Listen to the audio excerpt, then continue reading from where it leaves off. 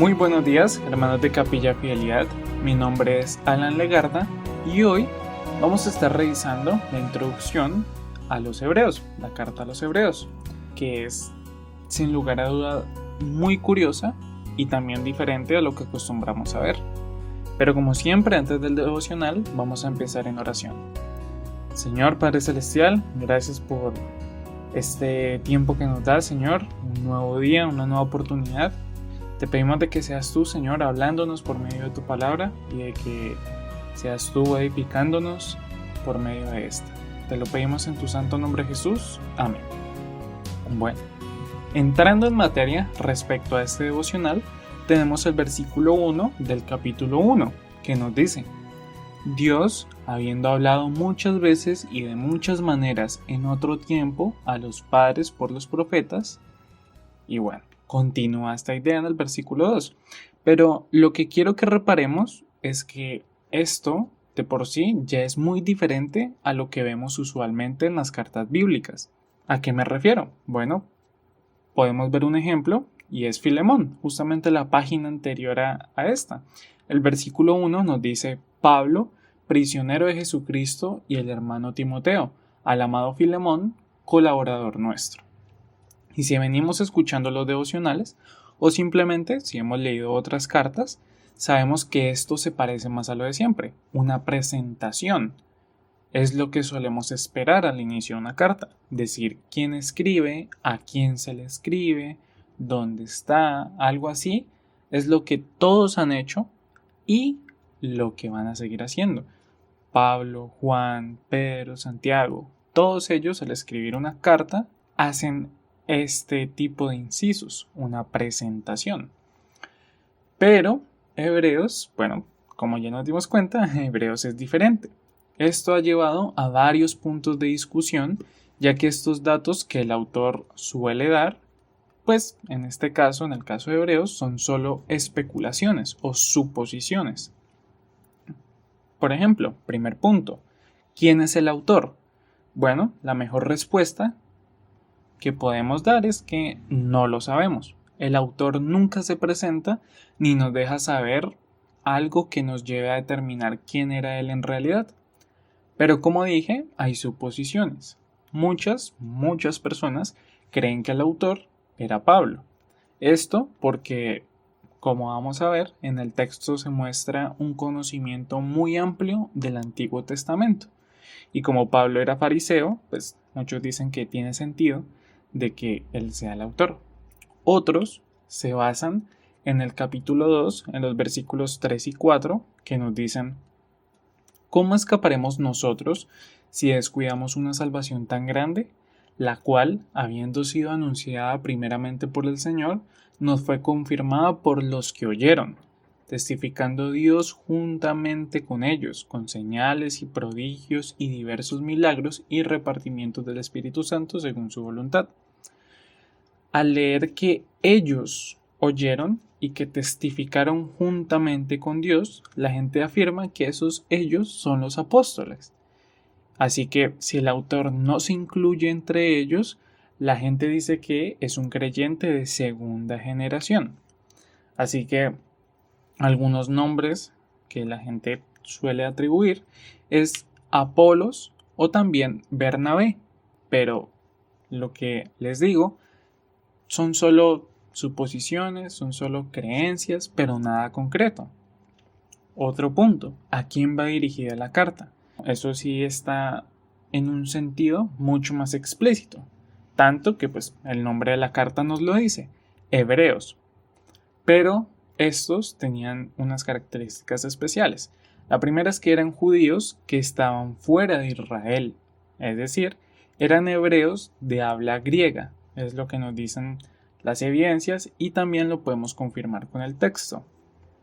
Eso nos dice que probablemente, eso también es una suposición, la congregación o grupo al que va destinada la carta vivía o en Roma o en Alejandría. Esto porque los sitios fuera de Israel que más judíos tenían eran estos dos. Además, al despedirse, al final de la carta, menciona que los saludan desde Italia, así que esa idea pues toma más fuerza. Pero bueno, estos judíos también eran creyentes, claramente. Pero teniendo esto en mente, ya podemos entender mejor cuando al avanzar en la carta veamos todas las referencias, que por cierto van a ser muchas, al Antiguo Testamento, específicamente al Pentateuco. Así que desde ya, desde la introducción, les digo que es buena idea que al escuchar los devocionales y al leer estas referencias al Antiguo Testamento, vayamos al pasaje original y lo leamos. ¿Para qué? Para entender mejor. ¿Qué es lo que pasa? Estas personas, como ya mencioné, eran judíos, sabían esas historias de memoria. El autor les va a hablar de Abraham, de Moisés, de todo esto, y perfectamente ellos podían hablar de estos patriarcas mejor que de ellos mismos. Estas historias eran muy conocidas para ellos. Pero nosotros no somos judíos. Así que como tip, como consejo, es buena idea revisar esos textos del Pentateuco para entender mejor lo que está queriendo decir el autor. Así que esto que mencionamos es un muy breve vistazo al contexto histórico de esta carta.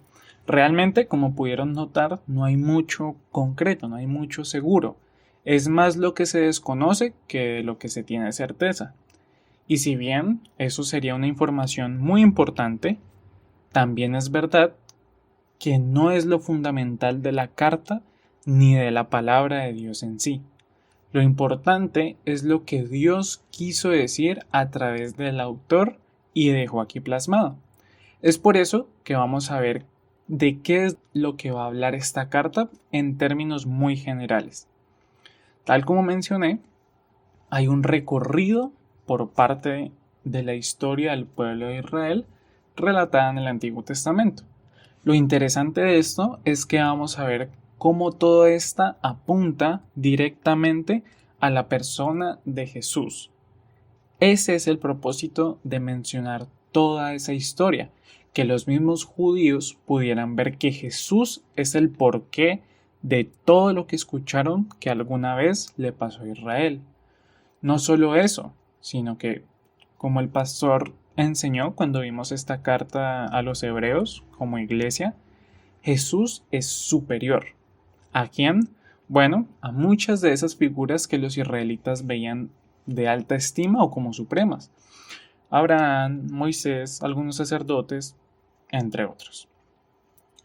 Puede que no seamos judíos, claramente, pero aún así Jesús es parte de nuestra historia. No solo eso, sino que Él es el porqué de todo, incluyendo nuestras vidas. Colosenses 1:16 dice: porque en Él fueron creadas todas las cosas, las que hay en los cielos y las que hay en la tierra, visibles e invisibles, sean tronos, sean dominios, sean principados, sean potestades. Todo fue creado por medio de Él y para Él. Jesús es el propósito, hermanos. Eso nos recordará el autor, la supremacía de Jesús y de su poder. Y otro de los temas importantes que vemos en el libro, y algo que podemos decir, es que el autor es como un maestro, un pastor, así que, como muchas veces vimos que le pasó a Pablo, el autor escuchó que en esta iglesia destinataria estaban sucediendo algunas cosas. Estas cosas no eran cosas buenas. Él escuchó que estos creyentes, en lugar de crecer y madurar como se esperaría que estuvieran haciendo, estaban caminando hacia atrás. Ellos no habían crecido, no habían avanzado, sino que estaban peor que antes. Evidencia de esto, Hebreos capítulo 5, versículo 11. Acerca de esto, tenemos mucho que decir y difícil de explicar, por cuanto os habéis hecho tardos para oír. Ojo ahí, hago una pausa. No es que fueran tardos para oír, dice se volvieron tardos para oír, por cuanto os habéis hecho. Es diferente. Cuidémonos de esto. Cuidémonos de volvernos tardos para oír. Que la palabra de Dios sea algo cada vez más raro a nuestros oídos y a nuestra vida en general, al punto de que sea para nosotros difícil de entender. No hagamos esto. No nos alejemos, no nos hagamos hacia atrás de la palabra de Dios. El versículo siguiente a ese, Hebreos 5:12, dice: porque debiendo ser ya maestros, después de tanto tiempo, tenéis necesidad de que se os vuelva a enseñar cuáles son los primeros rudimentos de las palabras de Dios, y habéis llegado a ser tales que tenéis necesidad de leche y no de alimento sólido. El texto dice que había ya pasado tiempo, dice que ya debían de ser maestros, es decir, un tiempo prudente. Debían de estar mucho mejor, más capacitados, más listos, más conectados con Dios. Pero ¿qué encontró el autor? Que era necesario que se les recordaran los primeros rudimentos, las enseñanzas básicas, cosas que ellos ya tenían que saber. ¿Cómo nos puede pasar esto? ¿Cómo podemos llevar, en nuestro caso, años en la iglesia y creer que hay cosas tan básicas que olvidamos o simplemente no tenemos presente? ¿Cómo es que creemos que vamos al cielo porque somos buenas personas? ¿O cómo podemos seguir creyendo que por bautizarme o hacer otro rito estoy más cerca de Dios? ¿O cómo podemos tener comportamientos de niños espirituales? ¿Cómo podemos estar en la iglesia con envidias o con divisiones? ¿No hemos escuchado que Dios dice que todos somos un solo cuerpo? ¿O que estemos unánimes en un mismo sentir como el que tuvo Cristo? Ese es el reclamo que el autor les está haciendo a estos creyentes judíos. Les está diciendo: ustedes ya saben esto, ustedes deberían estar mejor, pero en cambio necesitan leche y no alimento sólido. Así que recordemos lo que el Señor nos ha hablado a través del tiempo. Si llevamos ya un tiempo considerable, años, tenemos que estar mejor que como estábamos antes en Cristo. No tiene sentido que caminemos hacia atrás. Recordemos lo que nos dice Proverbios 4:18. Mas la senda de los justos es como la luz de la aurora, que va en aumento hasta que el día es perfecto. Hermanos, nuestro caminar en Cristo es así, de aumento en aumento, como la luz de la aurora. Y básicamente estos son algunos de los rasgos característicos de la carta a los Hebreos. Así que vamos a revisar qué fue lo que el Señor nos habló hoy. Primeramente, Dios tiene mucho para decirnos en toda su palabra, Nuevo y Antiguo Testamento. Recordemos que toda la palabra es inspiración del Señor y nos puede hablar y va a hacerlo por medio de toda ella. Segundo, Jesús es superior y supremo. Recordemos que Jesús es por quien fue todo creado, incluyéndonos a nosotros. Vivamos para Él. Tercero, no nos volvamos tardos para oír.